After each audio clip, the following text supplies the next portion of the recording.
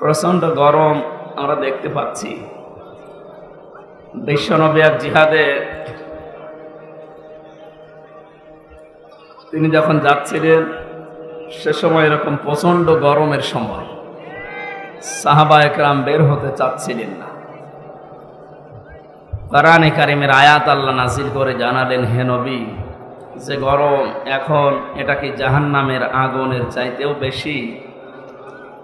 সুতরাং ওনাদেরকে ইসলামের জন্য, দ্বীনের জন্য বের হতে বলে এর চাইতে একটা শীতল জায়গা আমি আল্লাহ তাদেরকে উপহার দেব। আমার মনে হচ্ছে ১৫০০ বছর পরে একটা সেই রকম অবস্থা এখন মনে হচ্ছে। আমার তো এত গরম লাগছিল না ঘরের ভেতরে, এখানে মানুষের গরমটা বেশি। এই জন্য বললাম ফাঁকা ফাঁকা হয়ে বসেন ভাই, যেখানে যারা আছেন ফাঁকা ফাঁকা হয়ে বসেন, দরকার হয় বাইরে বসেন, যেখানে জায়গা পান, গাছতলায়, বাঁশতলায়, দোকানে, যেখানে থাকেন ওখানেই দাঁড়িয়ে থাকেন, বসে থাকেন, এর ভেতরে আর আসার দরকার নেই। এভাবে থাকেন, কালকে দরকার হয় কোনো কিছু থেকে নামিয়ে ওটা দেখে নিয়ে চেহারা এখনকার দিয়ে দেখবেন। রংপুর সদর কাটাবাড়ি সরকারি প্রাথমিক বিদ্যালয় ময়দানে জামিয়া ইসলামিয়া রাজিয়াতুন্নিসা মহিলা মাদ্রাসার উদ্যোগে দ্বিতীয় বাৎসরিক মহান আল্লাহর কোরআনে কারিম তাফসীরুল কোরআন মাহফিলের স্বনামধন্য সভাপতি আলহাজ মোহাম্মদ লিয়াকত আলী দামাত বারকাতুহুল আলিয়া, মাহফিলের প্রধান অতিথি শাইখুল মাশায়েখ, গণমানুষের তিনি নেতা, সাবেক মেয়র লিখেছেন। মানে কি মেয়র শেষ হয়ে গেছে? না, ওনারটা তো আর ওই রকম ঢাকা, চট্টগ্রাম এদের মতো না। বাংলাদেশের ঐতিহ্যবাহী এলাকা রংপুরের সাবেক মেয়র, আমাদের অভিভাবক ছিলেন যিনি, এখনো পর্যন্ত অভিভাবকের দায়িত্বে আছেন আমরা মনে করি, জনাব আলহাজ মোস্তাফিজার রহমান মোস্তফা। বিশ্বনবীর যতগুলো নাম আছে তার ভেতরে অন্যতম একটা নাম মোস্তফা। কি নাম? মোস্তফা শব্দের শাব্দিক অর্থ আল্লাহ যাকে নির্বাচিত করেন, রব্বুল আলামিন তাকে যেন তার জান্নাতের জন্য নির্বাচিত করেন, বলেন আমিন। মাহফিলের প্রধান বিশেষ অতিথিবৃন্দ, বিশেষ করে এখানে উপস্থিত আছেন বড় ভাই আলহাজ তানভীর হোসেন আশরাফি, চেয়ারম্যান বাংলার চোখ রংপুর, জনাব সোহেল রানা, আলহাজ আমিনুল ইসলাম, নুরুজ্জামান শামু ভাই, জনাব মাসুদ নবী মুন্না, শফিকুল ইসলাম সহ অনেক মানুষের নাম দিয়েছেন। ওরা সবগুলোর জন্য একবারে আল্লাহর কাছে দোয়া করছি। ওয়া রাফা'না লাকা যিকরাক, বলেন আমিন।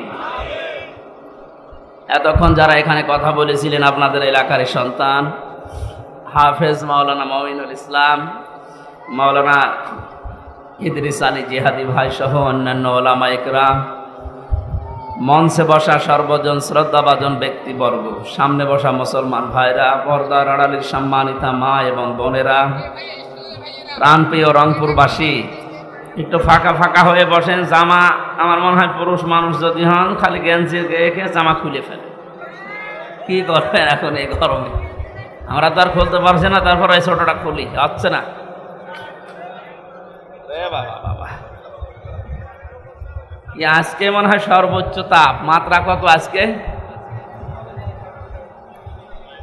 37-38 হবে, তাছাড়া তো এত গরম লাগার কথা।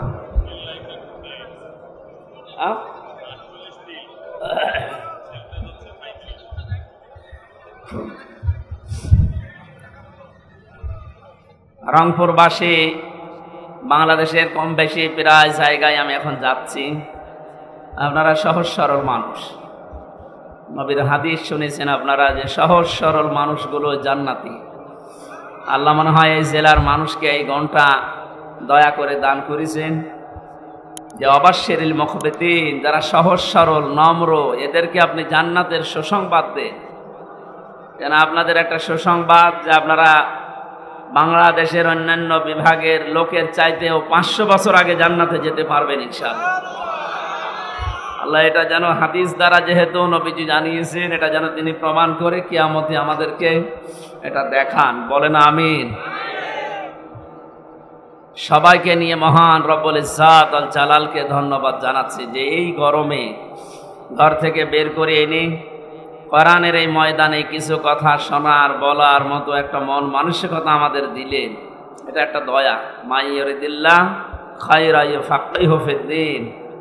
আল্লাহ যাকে ভালোবাসেন, যার কল্যাণ কামনা করেন, তাকে দ্বীনের কিছু জ্ঞান আল্লাহ নিজের পক্ষ থেকে দান করে। এত দ্বীন শিক্ষা করা লাগে, এই জন্য আজকে একটা ক্লাস চলছে, এটা একটা কিছু শেখার জায়গা, দ্বীন শেখার জায়গা। আল্লাহ আমাদেরকে ভালোবেসেছেন, নয়তো এই ময়দানে এত গরমে নিয়ে আসতেন না। বলেন আলহামদুলিল্লাহ।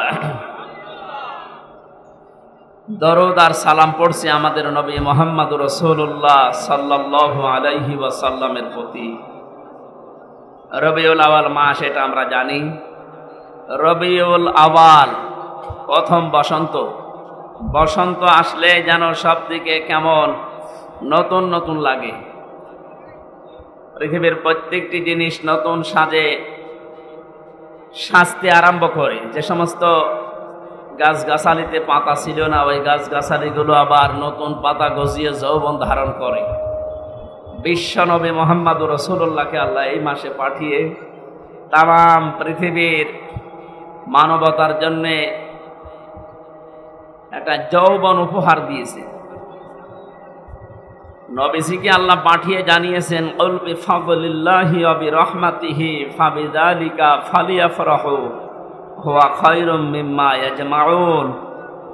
যদিও আয়াতটা কোরআনে কারিমের দিকে ইঙ্গিত দেয়, তারপরেও কোন কোন তাফসিরে নবীজির দিকেও ইঙ্গিত আছে। আল্লাহ পাক বলেন, নবী আপনি বলুন, মানুষেরা যা পেয়ে আনন্দ করে, যা গেইন করে, যা অ্যাচিভ করে, যা অর্জন করে, যা পেয়ে মানুষ আনন্দে লাফায়, আনন্দ করে, আমি আল্লাহর কাছে এগুলো একটাও আনন্দের বিষয় না। আমার কাছে আনন্দের বিষয় হচ্ছে যারা আপনাকে পেয়েছে, আপনার আদর্শ পেয়ে যারা আনন্দ করে, এই মানুষগুলোকে বলেন তারাই আসল জিনিস পেয়েছে। সুবহানাল্লাহ। আমরা নবীজির উম্মত। গতকালকে কুষ্টিয়াতে একজন বিশ্বনবী মুহাম্মদুর রাসূলুল্লাহকে গালি দিয়েছে, আমি রাতে এসে দেখলাম। প্রতিবাদ চলছে কুষ্টিয়াতে। যারা এখনো পর্যন্ত এগুলো নিয়ে মেতে আছেন, থামেন না। বারবার আমরা সতর্ক করেছি, এ বাংলাদেশ না তামাম পৃথিবীর তুলনায়ও মুসলমানদের কাছে মুহাম্মদুর রাসূলুল্লাহর ইজ্জত, সম্মান, মর্যাদা অনেক বেশি। এজন্য যারা এগুলো করেন, পাগলামি বন্ধ করে। মানুষকে আইন হাতে তুলে নিতে বাধ্য করবেন না। যে কয় প্রকার মানুষকে মেরে ফেলা জায়েজ আছে, তার ভেতরে বিশ্ব নবীকে যারা অপমান করে, সাতেমে রসুল নবীকে যারা গালি দেয়, এদেরকে মেরে ফেললেও কোনো অপরাধ নেই। সুতরাং এই সমস্ত কাজে আপনারা চড়াবেন না। আমরা নিজেরা আইন হাতে তুলে নিতে চাই না। বর্তমান বাংলাদেশে যে আইন আছে, এই আইন দিয়েই যদি বিচার হয়, তারপরও আপনি কিন্তু ছাড় পাবেন। অন্য জায়গায় পাগলামি করছেন, করেন। নবীজির বিষয়ে কোনো আপোষ নেই। মুহাম্মদুর রাসূলুল্লাহ, আমরা এমনি নামাজ পড়তে না পারি, সিয়াম করতে না পারি, কিন্তু মুহাম্মদুর রাসূলুল্লাহর মর্যাদা আমাদের জীবনের চাইতেও বেশি। লা ইউমিনু আহাদুকুম হাত্তা আকুনা আহাব্বা ইলাইহি মিন ওয়ালিদিহি ওয়া ওয়ালাদিহি ওয়ান নাসি আজমাইন।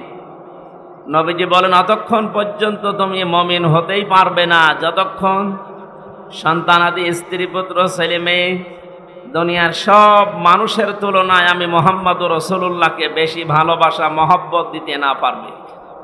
সুতরাং এই হাদিস সামনে রেখে আমরা কিন্তু দুনিয়ার জীবন চালাই। আমরা নামাজ, সিয়াম, অন্যান্য ইবাদত, বন্দেগী, জিকির, আজকার আমাদের কম থাকতে পারে, মুহাম্মদুর রাসূলুল্লাহর মহব্বত আমাদের ভেতরে কম নেই। বলেন। তারপরও এটা রবিউল আওয়াল মাস। মাস আসলে এমনি মানুষ অনেকে আবেগে অনেক কিছু করে, যদিও ইসলাম সমর্থিত এগুলো না। যেহেতু যেটা ইসলামে নেই ওইটা আমরা ইবাদত মনে করে যেন না করি, সতর্ক করছি। রবিউল আওয়াল আসলে যারা নবীর জন্মদিন পালন করার জন্য পাগল হয়ে যান। পৃথিবীতে কারো জন্মদিন মৃত্যুদিন পালন করা জায়েজ নেই। এটা ইহুদি খ্রিস্টানদের কালচার। আমি কথা বোঝাতে পেরেছি? ইসলামে যেটা নেই, কেউ যদি ইসলাম মনে করে এটা পালন করে, সে বেদাত করে। আর যারা বেদাত করে সে যত জ্ঞানী মানুষ হোক ও গোমরাহ। আর যারা গোমরাহি অবলম্বন করে আল্লাহ তাদেরকে জাহান্নামের পথে দিয়ে দেবে। এই জন্য আমরা যেহেতু সচেতন মানুষ, জীবন চলে যাবে, তারপরও ইসলামে আমরা যেন কিছু না ঢোকাই। যতটুকু ভালোবাসা মহব্বত সাহাবা একরাম দিয়েছেন, তামাম রংপুর না তামাম পৃথিবীর মানুষ মিলে একজন সাহাবীর ভালোবাসা নবীকে দিতে পারবো আমরা? ওনারা যা করেছে, ওনারা আমাদের আদর্শ মডেল নমুনা, ওইটা দেখে দেখে আমরা বিশ্ব নবীর মহব্বত ভালোবাসা চালাবো ইনশাআল্লাহ। রবিউল আউয়ালে যারা শুধু জন্মদিন পালন করার জন্য এই যে 63 দিন অনুষ্ঠান চলছে, কোথায় পেয়েছেন এগুলো? যদিও আপনাদের রংপুর, রাজশাহী এই সমস্ত বিভাগে এগুলো কম, এই চট্টগ্রাম, সিলেটে ওরে বাবা কি মহব্বত এদের। অথচ পৃথিবীতে প্রমাণ সিরাতের যত গ্রন্থ আছে প্রায় 27টার উপরে, প্রায় গ্রন্থগুলো আমি দেখেছি, কোন জায়গায় নবীজির জন্ম নিয়ে সাহাবা একরাম এবং তার বংশের লোকেরা এইরকম অনুষ্ঠান বানিয়ে আনন্দ করেছে আমরা পাইনি। হ্যাঁ, দুইজন চাচা আনন্দ করেছিল, একজন আবু লাহাব আর একজন আবু তালেব। এই দুইজনেই নবীর জন্মে খুব খুশি ছিল, কিন্তু নবীর আদর্শে তারা খুশি ছিল না। এক কথা বুঝতেছেন? এই দুইজন নবীর চাচায় আদর্শ পেয়ে তারা খুশি না, কিন্তু তারা নবীর জন্মে খুশি।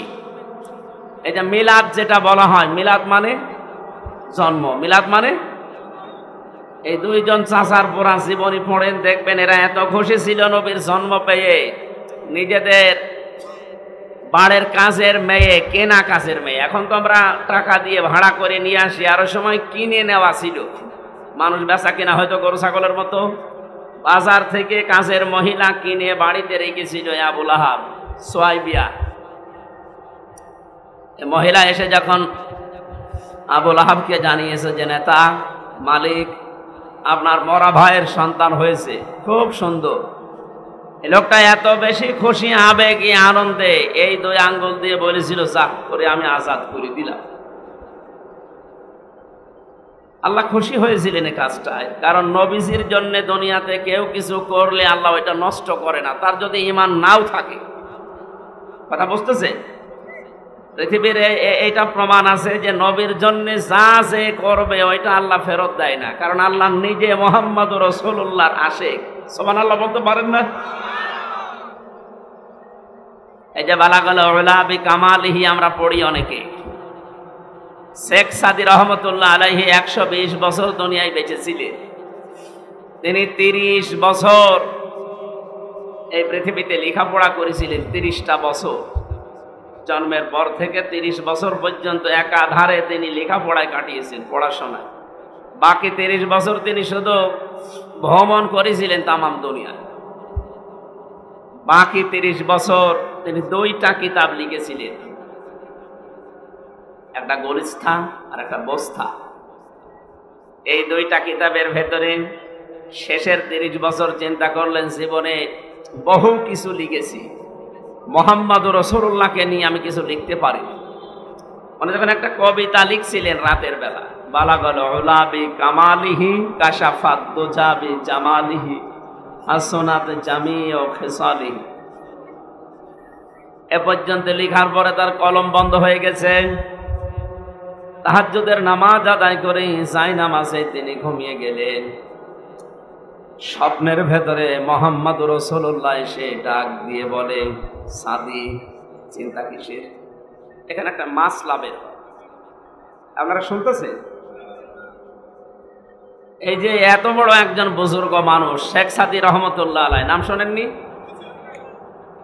উনি নবীজিকে তাহাজ্জুদের নামাজের নামাজের পাটিতে ঘুমন্ত অবস্থায় স্বপ্নে দেখেছিলেন। কি অবস্থায় বলেন? পৃথিবীর এই চর্মচোখ দিয়ে নবীজিকে জেগে থাকা অবস্থায় দেখা সম্ভব না, কিন্তু আজ 2-3 দিন একটা বিষয় নিয়ে বিতর্ক চলছে।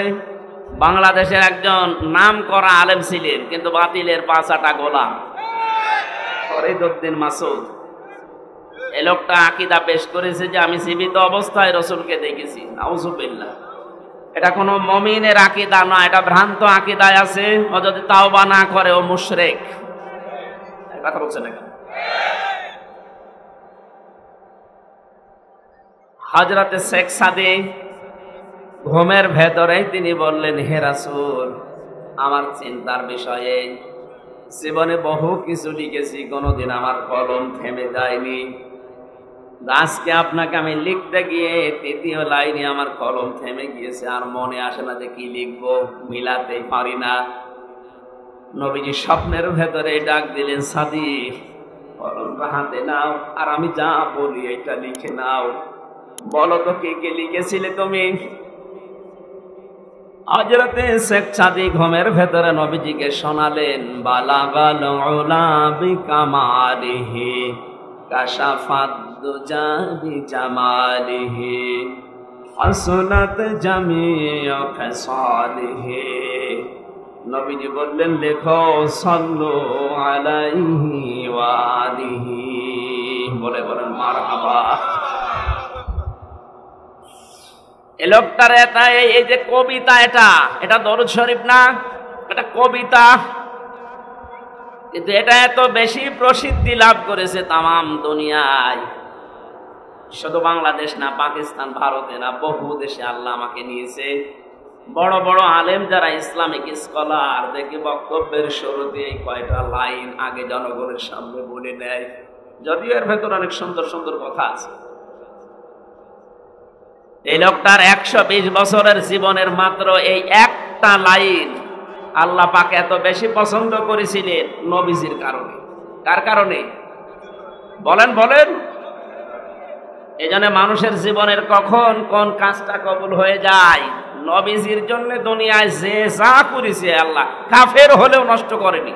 এই যে আবু লাহাব একটা কাফের, ওর নামে আল্লাহ কোরআনে সূরা দিয়েছেন, আয়াত নাজিল করেছেন, কিন্তু তার এই কাজটাকে আল্লাহ নষ্ট করেননি। যে দুইটা আঙ্গুল দিয়ে ওই ইশারা দিয়ে নবীর জন্মে খুশি হয়ে নিজের কাজের মহিলাকে আজাদ করে দিয়েছিল, কিয়ামত পর্যন্ত ওকে আল্লাহ শাস্তি দেবে কবরে, এইটা ফাইনাল। কিন্তু এই দুইটা আঙ্গুল মুখের ভেতরে সোমবারের দিন যেদিন নবীজি এসেছিলেন, মুখের ভেতরে একটু যদি চোষা মারে একটু আনন্দ পায়। সুবহানাল্লাহ বলতে পারেন নাই? একটা কাফেরের কাজকে আল্লাহ নষ্ট করেননি নবীর জন্য। কার জন্যে? আর একটা আবু তালেব, এই লোকটার কাজও আল্লাহ নষ্ট করেনি। এত খুশি হয়েছিল নবীর জন্মে, কিন্তু আদর্শের কথা যখনই বলতে গেছে না, তখন উনি আর মানতে চাননি। তাকে পাহারা দিয়েছিলেন, ছোটবেলা থেকে জীবন দিয়ে পাহারা দিয়েছিলেন। কাফেররা যখন তাকে চাপ দিয়েছিল, আজকেও বিশ্বের দিকে তাকান, ইসলামের সঠিক কথাগুলো যারা তুলে ধরতে যায় তাদেরকে অনেকে চাপ দেয়, হুমকি ধামকি দেয়, পারে না। তাদের পরিবারকে ব্ল্যাকমেইল করে, পারে না। তাদের যারা সমর্থন করে, সাপোর্ট দেয়, তাদের পেছনে যারা আছে তাদেরকে পর্যন্ত চাপ দেওয়া হয়। ওই সময় আবু তালিব যেহেতু নেতা, কুরাইশ নেতা, আশপাশের যারা আরো ছোটখাটো নেতা আছে তাদের সবচেয়ে বড় নেতা ছিল। এসে ডাক দিয়ে বলেছে, আবু তালিব, তোমাকে আমরা মান্য করে চলি, কিন্তু তোমার ভাতিজা নতুন অনেক ধর্মের আবিষ্কার করে যা আরম্ভ করেছে, থামতে বলো, নয়তো আমাদের হাতে তুলে দাও। আবু তালিব বাড়িতে গেলেন, নবীজিকে ডাক দিয়ে বললেন, মুহাম্মদ, ভাতিজা আমার, কাফেররা এসেছিল তোমাকে তাদের হাতে তুলে দিতে বলে, অপশন দিয়েছে কয়েকটা। যদি দুনিয়ার সবচাইতে বেশি সুন্দরী মহিলা চাও, এই পুরো আরব জাহানে তোমাকে তারা বিয়ে দিয়ে দেবে। যদি সম্পদ দাও, তারা সম্পদের মালিক বানাবে।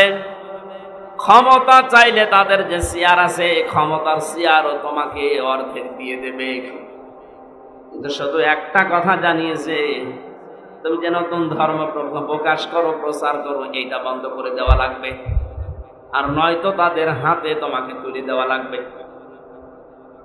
বিশ্বনবী ওই সময় চাচার কাছে দাঁড়িয়ে যে কথা বলেছিলেন, চাচা কাফের, কিন্তু তার মনে কথাটা এত বেশি আসর করেছিল, লেগেছিল, ডাক দিয়ে বলে, চাচা আমার, তারা আপনাকে আমাকে তাদের হাতে তুলে দিতে বলে।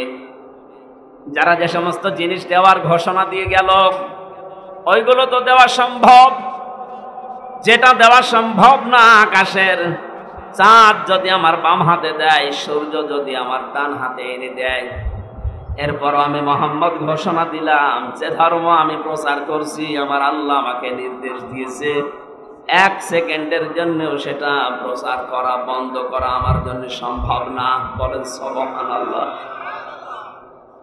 এই লোকটা নবীজির এই কথা শোনার পরে এত বেশি আবেগ আপ্লুত হয়েছিলেন, বিশ্বনবীর মাথায় হাত দিয়ে বলে, ভাতিজা মুহাম্মদ, তুমি যা আদিষ্ট হও সব প্রচার করো, আমি তোমাকে কথা দিচ্ছি কবরের মাটিতে শোয়ার আগে তোমার পেছন আমি ছাড়বো না। ধরে বলেন সুবহানাল্লাহ। তারা কিন্তু খুশি ছিল, দুইজনের জীবনীতেই পেয়েছি তারা জন্মে খুব খুশি মিলাদে। যখনই নবীজি তাদের সামনে আদর্শ প্রচার করলেন, আবু তালিবের সামনে যখন বলেছিলেন, আমি আবি তালিব লা ইলাহা ইল্লাল্লাহ হাজ্জুল লাকা ইনদাল্লাহি ইয়াউমাল কিয়ামাহ, রাহুল বুখারী। হে চাচা, আপনারে জোরে বলতে হবে না, শুধু আমার কানের কাছে মুখ নিয়ে আস্তে করে ঘোষণা দেন যে লা ইলাহা ইল্লাল্লাহ। রিসালাতের ঘোষণা তো লাগবে না, যেহেতু আমি নিজেই মুহাম্মদুর রাসূলুল্লাহ, ওটা আমি নিয়ে নিলাম। শুধুমাত্র আল্লাহর একাত্মবাদের বিষয়টা আমারে শোনান, কানের কাছে মুখ নিয়ে বলেন। পাশে যারা নেতা ছিল, আবু লাহাব, আবু সুফিয়ান, আবু জেহেল, এরা বলেছে, নেতা পড়বা, এতদিন পর্যন্ত বাপদাদার ধর্ম মেনে চললা, এখন যদি ভাতিজার এই নতুন ধর্ম গ্রহণ করো, মরণের পরে মানুষ তোমার নামে বদনাম বের করবে, তোমার কাপুরুষ বলবে, ভীরু বলবে, উল্টা পাল্টা কথা ছড়াবে। লোকটা আর পড়ে না। নবীজির মন খারাপ হয়ে গিয়েছিল, চিন্তা করলেন কি হয়ে গেল, সারাটা জীবন আমাকে কোলে পিঠে করে কাকে করে নিজের সন্তান আলীকে পাত্তা দিত না, আমি মুহাম্মদুর রাসূলুল্লাহকে বুকে নিয়ে ঘুমাতো। আমার দাদা 8 বছর বয়সে ইন্তেকালের সময় এই চাচার হাতে আমারে তুলে দিয়ে গেছে, এখনো পর্যন্ত আমি মুহাম্মদের চাচার আন্ডারে থাকি, অথচ আজকে আমার চাচা জাহান্নামী হয়ে যাচ্ছে। তিনি মন খারাপ করলেন। ফেরেশতা জিবরাইল সূরা কসসের 56 নম্বর আয়াতটা নিয়ে হাজির হয়ে গেলেন। হে নবী, ইন্নাকা লা তাহদি মান আহবাবতা ওয়ালাকিন্নাল্লাহা ইয়াহদি মাইয়াশা। তাফসীরে ইবনে কাসিরের ভেতরে আছে, নবীজি ডাক দিয়ে বলেছিলেন, চাচা বহু চেষ্টা করলাম আপনার পেছনে, আপনি এই কথা বললেন, আমার মনটা খারাপ হয়ে গেল। এই যে দেখছি জিবরাইল এসে গেছে, কি নিয়ে এসেছে বার্তা? ফেরেশতা জিবরাইল বলে, আপনি মন খারাপ করবেন না, কাঁদো কাঁদো অবস্থা আপনার দেখতে পাচ্ছি, কেন আপনার মন খারাপ হয়? হেদায়েত কি আপনার হাতে আল্লাহ দিয়েছেন বলেন? এটা তো আল্লাহ নিজের হাতে রেখেছেন। এটা যে আপনার চাচা, এটা আল্লাহ জানে। সারা জীবন আপনাকে কোলে নিয়ে, কাকে নিয়ে, পিঠে নিয়ে, বুকে নিয়ে মানুষ করেছে, খাওয়া দাওয়া দিয়েছে, আল্লাহ দেখেছে। কিন্তু লোকটার মন নেই। আপনি এত চেষ্টা করার পরেও লোকটার মন নেই। এই জন্য আমার আল্লাহ পাক তাকে জোর করে হেদায়েত দেয়নি, কারণ হেদায়েত কে পাবে এটা আপনার চাইতে আল্লাহ ভালো জানেন। বলেন সুবহানাল্লাহ। এই লোকটা এত কিছু করেছিল জীবনে, খুশি আনন্দ মিলাদে, কিন্তু নবীর আদর্শের কথা শুনে তার মুখ ফিরিয়ে নিয়েছে। এখানে হাদিস হচ্ছে এটা, কিয়ামতের দিন নবীজি বলেন, আমার এই চাচা আবু তালিবের পায়ের নিচে জাহান্নামের জুতা আল্লাহ পরিয়ে দেবে। এই জুতার গরমের ঠেলায় তার মাথার মগজ পর্যন্ত টকবক করে পড়বে। আর এক চাচা আবু লাহাবের কথা শুনলেন, বিশ্ব নবী সাফা পাহাড়ে দাঁড়িয়ে বলেছিলেন, ইয়া সাবাহা, হে সকাল। তার মানে মানুষ যদি বিপদে পড়ত ওই সময় পাহাড়ের পাদদেশে উঠে তারা ঘোষণা দিত, হে সকাল, আমার বিপদ চলছে। লোকজন সবাই যখন পাহাড়ের পাদদেশে হাজির হয়ে গেছে, ডাক দিয়ে বলে, মোহাম্মদ তোমাকে দেখতে পাচ্ছি, কি হয়েছে তোমার, কি বিপদ বলো। নবীজি ওই দিন বলেছিলেন, আমি যদি বলি পাহাড়ের পাদদেশে পেছনের সাইডে একদল শত্রু সেনা অবস্থান করছে তোমাদেরকে আক্রমণ করার জন্য, আমি তোমাদের যেটা অপেক্ষা করার জন্য বলছি, সতর্ক হওয়ার জন্য, এখন যদি সতর্ক না হও তাহলে তারা আক্রমণ করবে। ওরা বলেছিল, আপনি যা বলেন আমরা সব বিশ্বাস করি, কারণ কোনোদিন আপনি মিথ্যা বলেননি, এটা আপনার জানি। যখনই নবীজি বললেন, তোমরা যদি এই মুহূর্তে আল্লাহর একত্ববাদের স্বীকৃতি না দাও তাহলে তার গজবের ফেরেশতারা অবস্থান নিচ্ছে, তোমাদের উপর আক্রমণ চালাবে। সামনে কেউ কোনো কথা বলে নাই, হাজারো মানুষের।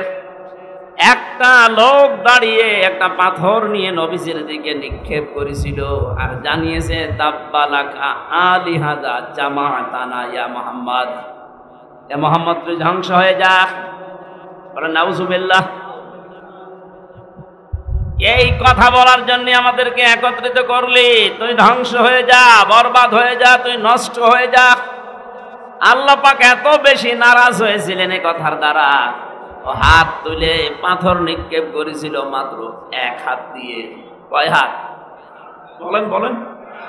অথচ কোরআন বলছে, তাব্বাত ইয়াদা আবি লাহাবি ওয়া তাব। এখানে তাব্বাত ইয়াদুন না, ইয়াদা নিয়েছিল। তাসনিয়ার কারণে নুনটা পড়ে গেছে, এসাফতের কারণে নুনটা পড়ে গেছে। তাব্বাত ইয়াদা শব্দের শাব্দিক অর্থ হচ্ছে দুই হাত। আল্লাহ বলেন, আবু লাহাবের দুই হাতই ধ্বংস হয়ে যা। প্রশ্ন আসতে পারে, আল্লাহ কি অবিচারক? বলেন, সে তো এক হাত দিয়ে পাথর নিক্ষেপ করেছিল নবীর দিকে। আল্লাহ যদি রাগ করে কিছু করেও তাহলে তার এক হাত ধ্বংস হওয়ার কথা বলবেন? তাব্বাত ইয়াদুন কথা বলে না কেন? দুই হাতের কথা দিলেন। আমি যদি এখন এই যে জিনিসটা পাথর মনে করি, এখান থেকে নিক্ষেপ করি, শুধু এক হাতের দ্বারা হবে না, এই হাত নড়াচড়া করবে। কথা বলেন। আপনি দেখেন, কোন পাথর নিয়ে যদি জোরে নিক্ষেপ করেন দূরের দিকে, এই হাত দিয়ে যদিও মারেন, এই হাত নড়াচড়া করবে, সাপোর্ট দিচ্ছে, সমর্থন জানাচ্ছে। আল্লাহ পাক বলেন, যখন পাথর নিক্ষেপ করে নবীর দিকে এক হাত দিয়েই করেছিল, কিন্তু এই হাত দিয়ে একটু নড়াচড়া করেছে, এই জন্য আমি ওই হাতও রাখলাম না, নষ্ট করে দিলাম। এতটুকু আল্লাহ শেষ করেননি, শুধু আয়াত নাজিল করে আল্লাহ শেষ করবেন তা না, কিয়ামত পর্যন্ত আয়াত থেকে মানুষ যেন শিক্ষা নিতে পারে। যেহেতু তার দুই হাত আল্লাহ ধ্বংস করেছিলেন, কারণ এতটুকু যে হাত একটু নড়াচড়া করে সাপোর্ট দিয়েছে। আজ ১৫০০ বছর পর বিশ্ব নবীর আদর্শের পেছনে যারা লেগেছেন, বিভিন্ন মানুষ আমরা দেখতে পাচ্ছি। হয়তো আপনি এই ডান হাত দিয়ে শক্তি সামর্থ্য অনুযায়ী কাজ করছেন, আর বাম হাত দিয়ে পেছনের দরজা দিয়ে অনেক রাগবাদ, টাকা পয়সা ক্ষমতা দিয়ে আপনাদেরকে সাপোর্ট দিচ্ছে। আবু লাহাবের যদি এক হাত দিয়ে পাথর নিক্ষেপ করে দুই হাতে ধ্বংস হয়ে যায়, আজ বিশ্বে যারা মুহাম্মদুর রাসূলুল্লাহর আদর্শের পেছনে লেগেছেন আর পেছনে যারা নড়াচড়া দিচ্ছে বাম হাতের মতো, কাউকে আল্লাহ ছাড় দেবে না, ধ্বংস করে দেবে। আল্লাহ পাক বলেন, মা আগনা আনহু মালুহু ওয়া মা কাসাব। শুধুমাত্র সে না, তার দুই হাত না, অতাপ্পা সে ধ্বংস হয়েছিল, এটা প্রমাণিত। কতদিন পর্যন্ত মরে প্লেগ রোগে পড়েছিল ঘরের ভেতরে, যখন দুর্গন্ধ ছড়িয়েছে, এলাকার মানুষেরা তার সন্তানদেরকে, আত্মীয় স্বজনদেরকে যখন ঘৃণা ঘৃণা ঘৃণা এই শব্দ উচ্চারণ করেছে যে আপনারা মানুষ, আপনাদের কারণে এলাকায় আমরা বাস করতে পারি না। লোকটা মরে পড়ে, তাকে কবর দেওয়া, মাটিতে দেওয়া, ওর কাছে যাওয়া সব ভয়ে আছে। এখানে নবীজির পেছনে যারা লাগে, তার দুশমন যারা, তাদেরকে আল্লাহ এত বেশি অপমান করে, অপদস্থ করে। আপনি দুনিয়ার দিকে তাকান, এই ১৫০০ বছরও আল্লাহ ঠিক ওইটাই করছে। ওদেরকে এত নিচে নামায়, এত অপমান করে, ওর কাছেও মানুষ যেতে রাজি না। এই কালামানিকের দিকে তাকান, হয়তো নবীজিকে কিছু বলেনি, কিন্তু নবীর নায়েব যারা, নবীর ওয়ারিস যারা, নবীর উত্তরাধিকারী, নবীর আলেম যারা, তাদের পেছনে সবচাইতে বেশি ভূমিকা ছিল এই লোকটার। এক কথা বলে না কেন? এবং হাসানুল হক ইনুর, রাশেদ খান মেননের, এই শয়তানরা আর যাই করুক, আলেমদের পেছনে লাগার এক নাম্বার উস্তাদ ছিল। আল্লাহ এদের অপমানও বেশি করেছে। আর উপরে ঠিকঠাক, ভেতরে সদরঘাট যারা ছিল, উপরে আলেমদের সাথে ভালো ব্যবহার করত, আর ভেতরে গোড়া কেটে দিত। তার ভেতরে হাউ আঙ্কেল একজন, ছোট হুজুর যে পিসকে হুজুর, ওইটা আমার সাথে ছিল ছেলে, ও আমারে বলছিল, হামজা ভাই এই হাউ আঙ্কেল উপরে উপরে আমরা দেখি অনেক ভালো মানুষ, ব্যবহারও ভালো করতো। রিমান্ডে আমারে যখন নিয়েছে, হাতির ঝিলে রাত 12:30টার সময় আমারে নিয়ে গেল। দুই দিকে রাস্তা ব্লক করা, 12:30 একটায় আমার পুরা পোশাক খুলেছে, হাতে আমার সিগারেট লাগিয়েছে, আর একটা অর্ধ উলঙ্গ মেয়ে লোক কোথা থেকে যেন নিয়ে এসে আমার পাশে দাঁড় করিয়ে ছবি তুলছে। যারা যারা আছে আমার সামনে, ওই পুলিশের কনস্টেবল এসআই যারা, ওরা বলছে এইটা সকালবেলা ইন্টারনেটে দিয়ে দেব, মানুষকে জানবে দেশের মানুষ যে হুজুর কত খারাপ। এত অসহায় মনে হচ্ছিল নিজেকে। এমনিতেই তো আমি ছোট মানুষ ওদের তুলনায়, আমার বয়স বেশি, কিন্তু আমি তো সাইজে ছোট। যে মেয়ে লোককে নিয়ে এসেছে তার মাথা পর্যন্ত আমি, এত লম্বা মেয়ে লোক, আর আমি তো মাত্র 2 হাতের বেশি না, আমারই মাজা পর্যন্ত। এক এসআইকে ডাক দিয়ে বললাম, ভাই আপনারা যা করছেন এটা কি হারুন সাহেব জানে? জানে না মানে? উনি তো করাচ্ছে। অথচ তার আগের দিনও রিমান্ডে এত ভালো আচরণ আমার সাথে করে গেল। মাওলানা সাইদি সাহেব, মাওলানা মামুনুল হক, এমনকি আমির হামজা, এ সমস্ত নাম নিয়ে বেশ ভালো ভালো কথা বলছিল আমার মুখ থেকে কিছু বের করার জন্য। অথচ আজকে নাকি আচরণগুলো সব তার নির্দেশে হচ্ছে। চোখের পানি ফেলে দিয়ে বললাম, মাবুদ আমি আর যাই হই তোমার নবীর ওয়ারিস। বলো না কেন? আজকে যা করলো তুমি তো দেখলে, কালকে নাকি ওরা ইন্টারনেটে দেবে। যা যা করেছে আল্লাহ, তুমি যদি সত্যি এগুলো দেখতেছো, আমার বিশ্বাস তুমি ওর সাথে এরকম করো। আল্লাহ করে নাই? হ্যাঁ বলেন বলেন। ছোট হুজুরের হয়তো কয়েক ইঞ্চি আমি জানি না, কিন্তু এর যে 3 ইঞ্চি, তামাম দুনিয়া চিনি ফেলেছি। অনেক মহিলারা এখন জিকির করছে 3 ইঞ্চি 3 ইঞ্চি। মানুষ জিকির করে আল্লাহর, আর ওরা জিকির করছে 3 ইঞ্চি। আলেমদের উপরে উপরে অনেক ভালো ব্যবহার করতে দেখেছি কাউন্টার টেরোরিজমের রিমান্ডে, কিন্তু ভেতরে ভেতরে মানুষগুলো এত বেশি জঘন্য আচরণ করেছে, একটাকে আল্লাহ ছাড়ে নাই। আমার যে লোকটা 11 ঘন্টা টাঙিয়েছিল, এই আসাদুজ্জামান, কাউন্টার টেরোরিজমের প্রধান, তা মানুষ নামে কলঙ্ক, একটা টাটকা নির্ভেজাল শয়তান। আমার কালো কাপড় দিয়ে চোখ বেঁধে নিয়ে মাটির নিচে নিয়ে মানুষকে বলতো পিটা। অথচ নিজের কামরায় যখন নিয়ে যেত রাতে, তখন তার আচরণ ফেরেশতার মতো। পরবর্তীতে কনস্টেবল যারা, এসআই যারা, ওদের জিজ্ঞাসা করতাম, ভাই এই এই যে আচরণগুলো করলো, উনি জানে না। জানে না মানে? উনি তো করাচ্ছে। আমার মোবাইলটা 3 বছর পরে আদালত ফেরত দিয়েছে কয়েকদিন আগে। আমার মামলা সব খারিজ হয়ে গেছে, ওই দিন ফ্ল্যাশ মেরে সব নষ্ট করে দিয়েছে। এমন কোনো কিছু নেই যে ওরা দেখে নাই, যা ছিল।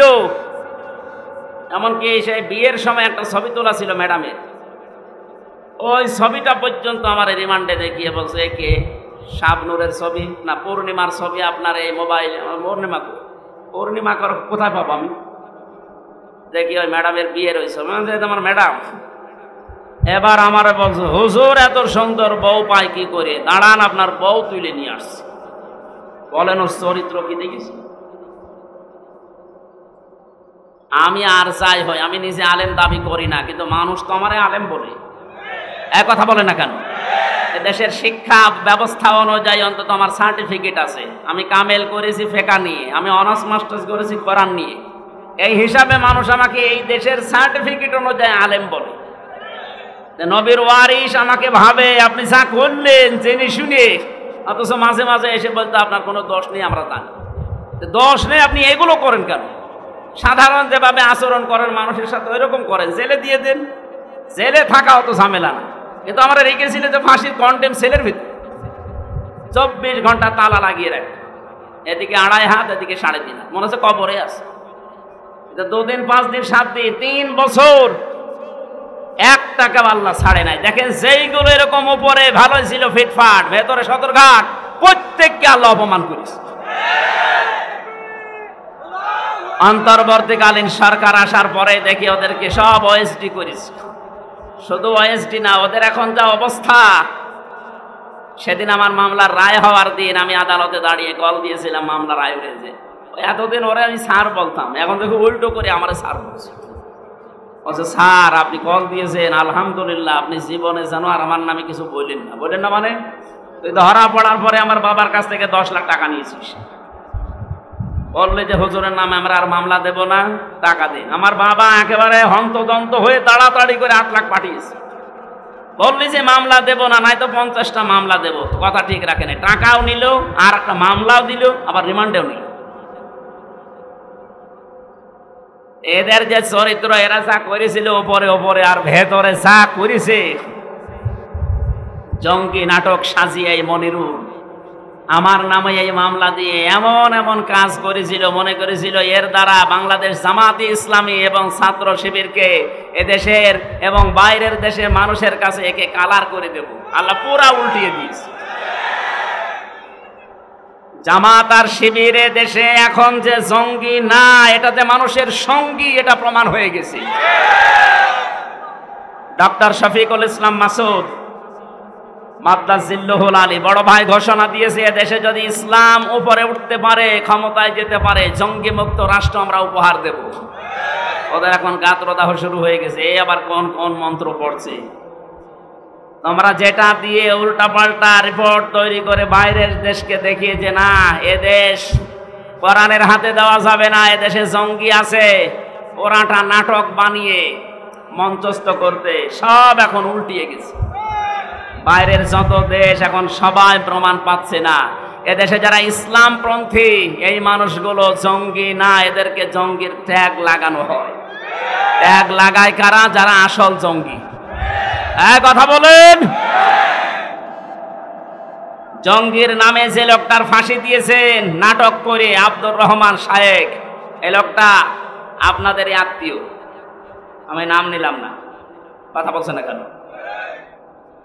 এই জন্য আমার কথা ছিল, আপনার যে মাল সম্পদ, আপনার যে রায়, আপনার যে সমর্থন, হয়তো ডাইরেক্ট অনেকে নবীর বিরুদ্ধে, নবীর ওয়ারিসদের বিরুদ্ধে কিছু করে না, পেছনের লাইন দিয়ে অনেকে সাপোর্ট দেয়, তাদেরকেও আল্লাহ ছাড়ে নাই। কারণ এই আয়াত আল্লাহ 1500 বছর আগে দিয়েছে, কিয়ামত পর্যন্ত ছাড়বেও না। সায়াসলা নারং যাতা লাহাব, অতি শীঘ্রই আমি তাকে লেলিহান আগুনে প্রবেশ করাবো। অমরাত, তার স্ত্রীকেও, কারণ তার স্ত্রীও নবীর বিরুদ্ধে ছিল। এখান থেকে প্রমাণ হয় যে সমস্ত মেয়ে কাজ তার স্বামীরা নবীজির বিরুদ্ধে, ইসলামের বিরুদ্ধে, আর বউগুলো মেয়েগুলো ইসলামের বিরুদ্ধে অবস্থান নিয়ে স্বামীকে সাপোর্ট করছেন, তাদেরকেও স্বামীর সাথে জাহান্নামে যাওয়া লাগবে। এই জন্য বিবেক আপনার আছে, আপনি তার গরু ছাগল না। এটা শুনছেন, পাল্টাবেন নিজেকে। আমরা আসল কথায় আসি, আমরা শুধু নবীর মিলাদে জন্মে আমরা খুশি না, আমরা নবীর আদর্শে খুশি। কারণ জন্ম নিয়ে মিলাদ নিয়ে যারাই খুশি আমরা দেখতে পাচ্ছি তারা সব জাহান্নামী। কথা বলেন ঠিক কিনা? আর 2 জন চাচার কথা জানি, একজন হামজা আর একজন আব্বাস। এই 2 জন আপন চাচা, কিন্তু তারা শুধু জন্মের সময় খুশি ছিল না, তারা খুশি ছিল, আনন্দ করেছে নবীর আদর্শ পেয়ে। এই কথা বলেন না কেন? তারা এত বেশি খুশি হয়েছিল নবীর আদর্শে। হামজা এই লোকটা তীর ধনুক চালানোর উস্তাদ ছিল, পশু পাখি শিকার করতে বের হতো। একদিন এক হরিণের পেছনে দৌড়াচ্ছে, মানুষ দেখলে তো হরিণ দৌড়ায়, হযরতে হামজা তীর নিয়ে যখনই তিনি জঙ্গলের ভেতরে এগিয়ে যাচ্ছেন, হরিণ দেখে নিজের কাছে চলে আসতেছে। কি গো আশ্চর্য, হরিণ তো দৌড়াবে আর আমার কাছে আসে। হরিণ একেবারে কাছে আসার পর ডাক দিয়ে বলে, মাবুদ, জীবনে আমার জবানটা খুলে দাও, আমি শুধু নবীর পক্ষে একটা কথা বলে জীবনটা ধন্য করি। আমি আগেই বলেছিলাম, নবীজির জন্য পৃথিবীতে যে যা করেছে একটাও আল্লাহ নষ্ট করেনি, একটাকেও আল্লাহ পাক না দিয়ে পারেননি। হরিণ যখনই বলেছে আমি নবীর পক্ষে একটু কথা বলতে চাই, আল্লাহ তার জবান খুলে দিয়েছেন। মানুষের মতো এসে বলে, হামজা, তুমি আমাকে শিকার করার জন্য পেছনে দৌড়াচ্ছিলে, অথচ আমি নিজেই শিকার হওয়ার জন্য তোমার হাতে ধরা দিচ্ছি, কারণ আছে। আমি একটা কথা বলতে চাই, আমাকে শিকার করে জবাই করে রান্না করে খেয়ে ফেলো, কোনো অসুবিধা নেই। আমার দুইটা বাচ্চা পর্যন্ত কাঁদছে, তাদেরকেও দরকার হয় সাথে নিয়ে আসি। কিন্তু তোমার এতিম ভাতিজা ভাই নেই, তার একটা সন্তান আব্দুল্লাহর ছেলে মোহাম্মদ, এদেশের নেতা যাকে তোমরা মনে করো আবু জেহেল, রক্তাক্ত করে কাবার পাশে ফেলে রেখে দিয়েছে। আমি তোমার কাছে জানতে চাই, এর কোনো প্রতিবাদ তোমার জানা আছে কিনা?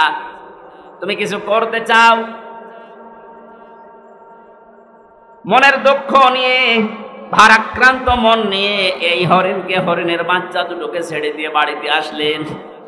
স্ত্রী কাঁদতেছে, ডাক দিয়ে বলে, বউ আমার কাঁদো কেন?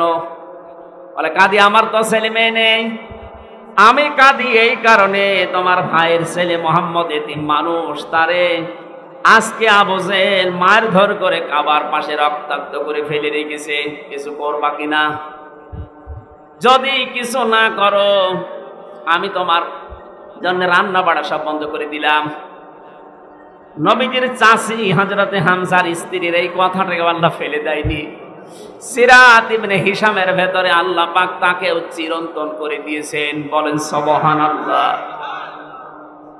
দৌড় দিয়ে ওই ধনুক নিয়ে চলে গেলেন। আবু জেহেল কয়েকজন সাঙ্গ পাঙ্গ নিয়ে মিটিং করছিল যে আজকে মোহাম্মদকে জনমের পিটানো পিটিয়েছি। তীর ধনুক নিয়েই বললে, কেন তুমি আমার ভাতিজাকে মারলে? এই বলেই করলেন আঘাত। ফেনকি দিয়ে আবু জেহেলের মাথা থেকে রক্ত বের হওয়া আরম্ভ হয়ে গেছে। ডাক দিয়ে বললেন, দেখো, আমার ভাই বেঁচে নেই, কিন্তু আমি হামজা এখনো পর্যন্ত জীবিত আছি। আমি তার ধর্ম মানি না, তার যে নিজের নতুন ধর্মের দিন, এটা আমি মানি না, বিশ্বাসও করি না। কিন্তু আমি বেঁচে থাকা অবস্থায় আমার ভাতিজার দিকে যেন কোনোদিন ধরে না তাকাতে দেখি। ছেদ যখন দিচ্ছিল আশপাশের সাঙ্গ পাঙ্গ, তারা ডাক দিয়ে বলে, নেতা, শুধু অর্ডার দেন, হামজাকে আমরা শুইয়ে দেই। আবু জেহেল বলেছে, দেখো, ও যখন কথা বলছিল আমার মনে হচ্ছে ওর দুই পাশে দুইটা বাঘ দাঁড়িয়ে আছে।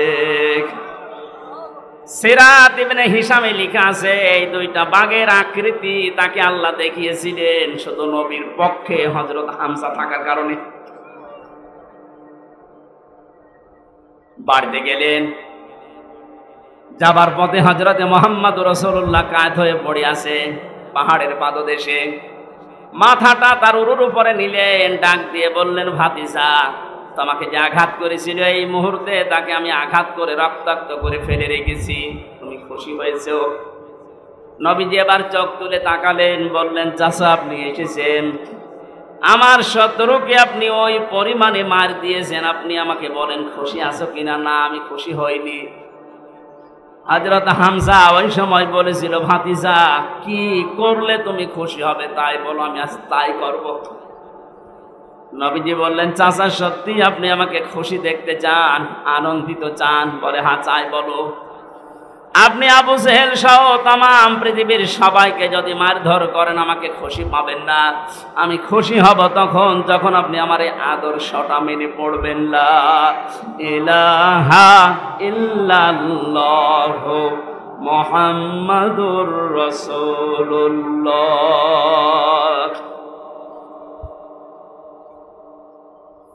হযরতে হামজা ওই দিন বলেছিল, তোমাকে আজকে খুশি করার জন্য এহানো কাজ নেই, আমি করব না। এই মুহূর্তে তোমার সাথে আমি ঘোষণা দিয়ে দিলাম, তিনি নবীর আদর্শে, নবীর জীবন চরিত্র পেয়ে খুশি হয়ে নিজের জীবনটা পর্যন্ত দিয়ে ৭০ টুকরা হয়েছিলেন উহুদের ময়দানে। তারপর নবীর আদর্শ ছাড়েন নাই। আল্লাহ পাক খুশি হয়ে আয়াত নাযিল করেছেন কোরআনে, রাদিয়াল্লাহু আনহুম ওয়া রাদু আন যালিকা লিমান খাশিয়া রাব্বাক। এটা সাহাবায়ে কেরামের জন্য। হযরত হামজা সাহাবী ছিলেন না? কথা বলেন। তাহলে আমরা দুইজন চাচার কথা জেনেছি, তারা মিলাদে খুশি ছিল, আদর্শে খুশি না। দুইজনে জাহান্নামী, আবু তালেব আর আবু লাহাব। অপর দুইজন চাচা হযরতে হামজা, হযরত আব্বাস, এ দুইজন শুধু তারা জন্মে মিলাদে খুশি হয়নি, তারা আদর্শ পেয়ে খুশি হয়ে গেছে, আনন্দ করেছে, নিজের জীবন পর্যন্ত বিলিয়ে দিয়েছে। আল্লাহ দুইজনকে জান্নাত দিয়ে দিয়েছে। আজকে রবিউল আউয়াল মাসে আমরাও সিদ্ধান্ত নিতে চাই, বিশ্ব নবী মুহাম্মদুর রাসূলুল্লাহর শুধু মিলাদ পড়ে খেচড়ি জিলাপি খেয়ে আমরা শেষ করব না। তার 40 থেকে 63 এই 23 বছরের জীবনী পুরাটা আমাদের জীবনে বাস্তবায়ন করে আমরা আনন্দ করব। রাজি আছেন আপনারা? আল্লাহ মাহফিল সাকসেস করুন, বলেন আমিন। আজকে তেলাওয়াত করেছে সূরা কাসাস 85 নম্বর একটা আয়াত। এটা বিশ্বনবী মুহাম্মদ রাসূলুল্লাহর সাথে রিলেটেড, এই জন্য এটা পড়লাম। কাসাস মানে ঘটনা সমূহ। কাসাস মানে কি? আল্লাহ রাব্বুল আলামিন বলেন, আদি ফারাদা আলাইকাল কুরআনা লারাদ্দুকা ইলা মাআদ। নবীজিকে আল্লাহ জানাচ্ছেন, হে নবী, অবশ্যই আল্লাহ পাক আপনার উপরে কোরআনের আইন মানা ফরজ করে দিয়েছেন। এখান থেকে মাসলা বের হয়, এটা কিছু তো নবীজির জন্য। কোরআনের যে আইনগুলো আছে 500 আইন আছে। কয়টা বলেন বলেন? এই 500 আইন মানা নবীজির জন্য শুধু ফরজ। এর ব্যাখ্যা করতে গিয়ে সূরা যুখরুফের 42 নম্বর আয়াতে আল্লাহ জানিয়েছেন, وَإِنَّهُ لَذِكْرٌ لَكَ وَلِقَوْمِكَ وَسَوْفَ تُسْأَلُونَ। হে নবী, আপনাকে আর আপনার উম্মত বলে দাবি করবে, তাদেরকে আমি কিন্তু কিয়ামতের দিন এই প্রশ্নটা প্রথম করব যে আমার কোরআনের আইন মানা হয়েছে কিনা। তাহলে কোরআনের আইন মানা এটা ফরজ, নামাজের মতো, সিয়ামের মতো। কথা বলেন না কেন? যেটা ফরজ কাজ, ফারাজুন শব্দ আল্লাহ নিজে দিলেন কোরআনে। ইন্নাল্লাযী ফারাদা, আল্লাহ কিন্তু কাঁটা বাঁধেননি যে লিখে দিলাম, না, ফারাজা আমি ফরজ করে দিলাম।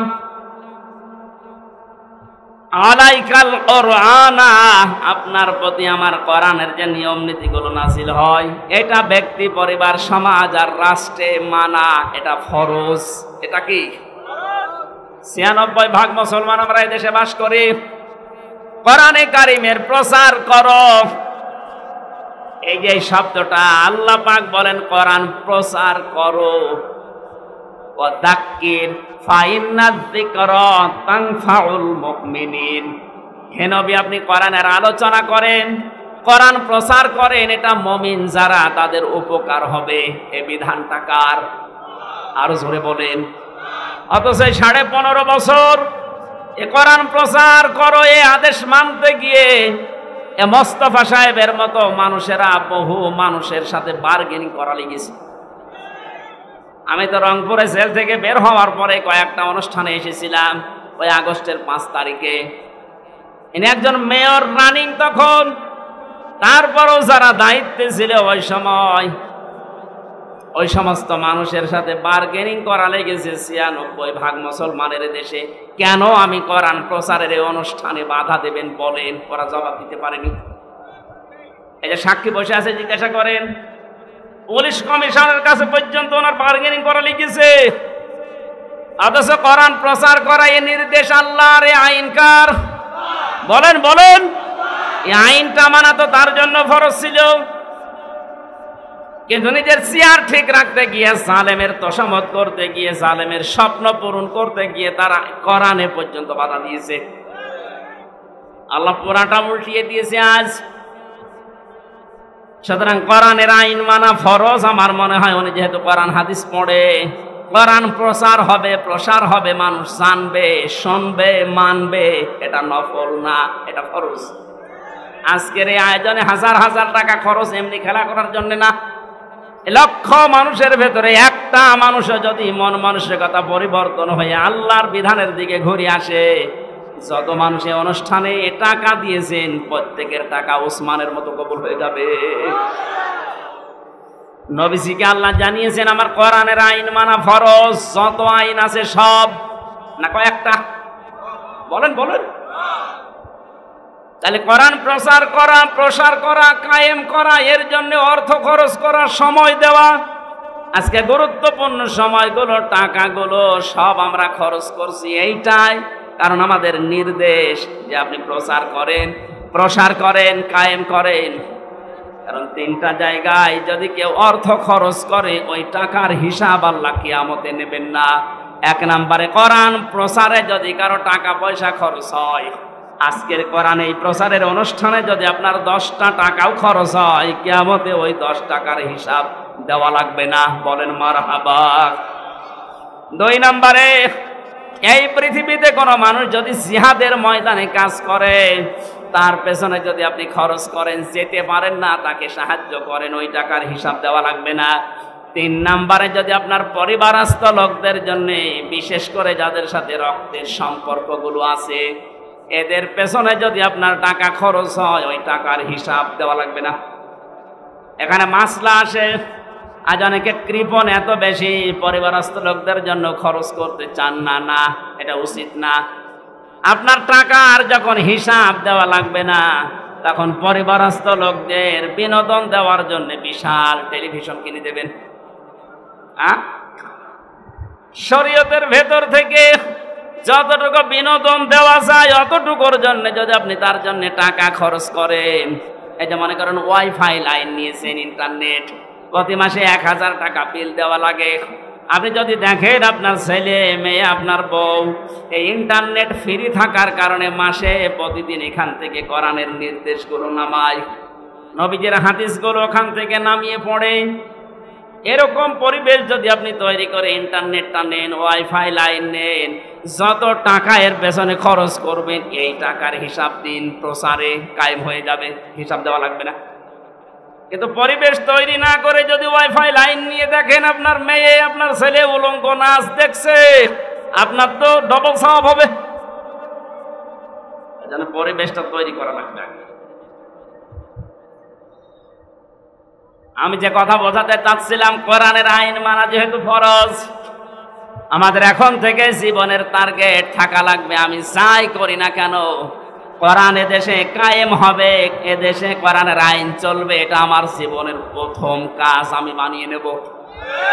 যদি কেউ রাজনীতি মনে করেন, হ্যাঁ এটাই রাজনীতি, কারণ বিশ্ব নবী এইটা কায়েম করার জন্য 27টা যুদ্ধে তিনি নিজে নেতৃত্ব দিয়েছেন, আর 87টা গাজওয়া, সারোয়া, জিহাদ এগুলোর তিনি মানুষকে দিয়ে পরিচালিত করেছিলেন মাত্র 13 বছরে। কয় বছরে? বলেন বলেন। মক্কায় যে 53 বছর এক থেকে ছিলেন, তখন তো কিছু করতে পারেননি, পেরেছেন? ওখান থেকে যে মদিনায় গেলেন 53 বছর বয়সে, মাত্র 10টা বছর মদিনায় ছিলেন। এই 10 বছরের ভেতরে তাকে 27টা যুদ্ধে নিজের নেতৃত্ব দেওয়া লেগেছে। তাহলে বলেন তো বাস্তবতা কোথায়? নবীজি কোরআনের বিধান চালু করার জন্য এগুলো করেছিলেন না ব্যক্তিগত স্বার্থে? কোরআনের জন্য যদি উনি নিজে জিহাদের ময়দানে সেনাপতির দায়িত্ব পালন করে, তা 1টা 2টা না 27টা। ওইরকম যদি পরিস্থিতি আমাদেরও আসে যে তরবারি হাতে নেওয়া লাগবে, বোমা হাতে নেওয়া লাগবে, মানুষকে মেরে ফেলা লাগবে, এই সিচুয়েশন আসলে কোরআন কায়েমের জন্য ওইটাও জায়েজ আছে। আর ওইটা যদি কেউ রাজনীতি মনে করেন, জিহাদ মনে করেন, হ্যাঁ ওইটাই আমার জিহাদ, কারণ আমার জীবনের আসল টার্গেট ইন্নাল্লাযী ফারাদা আলাইকাল কুরআন লারাদ্দুকা ইলা মাআদ। আমি চাই আল্লাহর এই জমিনে অন্য কারো বিধান চলবে না, আমি চাই আল্লাহর বিধান দিয়ে জমিন চলবে। আলা লাহুল খালকু ওয়াল আমরু, বানিয়েছেন যিনি, আইনও চলবে তার। কথা বলেন ঠিক কিনা?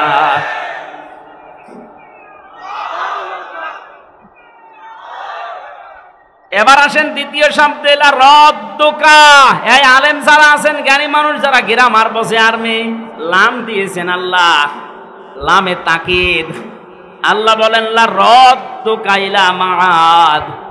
হে নবী, এটা কায়েম করতে গিয়ে আজকে আপনি অসহায় হয়ে পড়েছেন, কেউ আপনার পাশে নেই, শুধু একজন মানুষ আপনাকে সাপোর্ট করছে বন্ধুদের ভেতরে, হযরত আবু বকর।